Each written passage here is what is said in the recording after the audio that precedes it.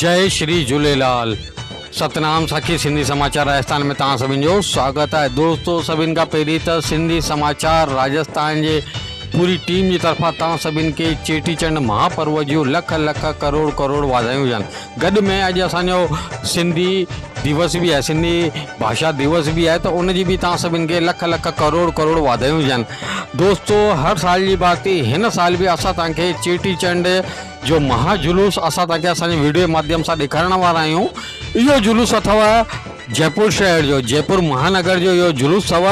तंहिंमें हर एक झांकी के असां ॾाढी बाख़ूबी तरीक़े सां हिनखे असां कवरेज ॾिनी आहे ऐं बाक़ाइदा असां ॿिनि कैमरामैन जे ज़रिए इन जो कवरेज कयो आहे। त तव्हां इहो पूरो जुलूस ॾिसंदा ऐं हिकिड़ो विशेष असांजो जेको आहे जुलूस जी लाइव कवरेज आहे, जेकी तव्हां ॾिसंदा ऐं ख़ुशि थींदा, प्रसन्न थींदा कि कीअं असांजे सिंधी भाउरनि ऐं भेनरुनि में ॾाढो ई उत्साह हो ऐं ॾाढो ई एनर्जी सां गॾु उन्हनि इहो जुलूस कढियो आहे। केतिरियूं न सुठियूं झांकियूं कढियूं अथनि असांजे चेटीचंड सिंधी मेला समिति वारनि। त दोस्तों, असां तव्हांखे ॿुधायूं था कि जे जुलूस जी शुरूआति थी हाथी घोड़ा ऐं उठ इत्यादि ये स्टार्टिंग में उन खां पोइ जयपुर जी मशहूरु बैंडियुनि पंहिंजी प्रस्तुति ॾिनी। सर्वप्रथम झांकी हुई गणपति महाराज जी।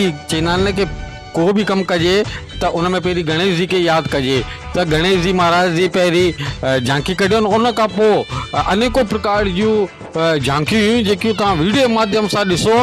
ॿुधण सां एतिरो मज़ो न ईंदो जेतिरो तव्हां इन झांकियुनि खे ॾिसंदा ऐं आनंद वठंदा घर वेठे। त इहे झांकियूं तव्हां लाइव असांजे यूट्यूब चैनल सिंधी समाचार राजस्थान ते ॾिसंदा ऐं पूरे सिंधियत जो कीअं न एतिरो सुठो मेलो मचायो अथनि, एतिरो सुठी झांकियूं सजायूं अथनि। सदाईं सिंधियुनि जा मेला लॻंदा ई रहनि ऐं भॻवान श्री झूलेलाल जी कृपा हर एक ते बणी रहे, इहा ई कामना असां असांजे सिंधी समाचार राजस्थान जे पारां करूं था।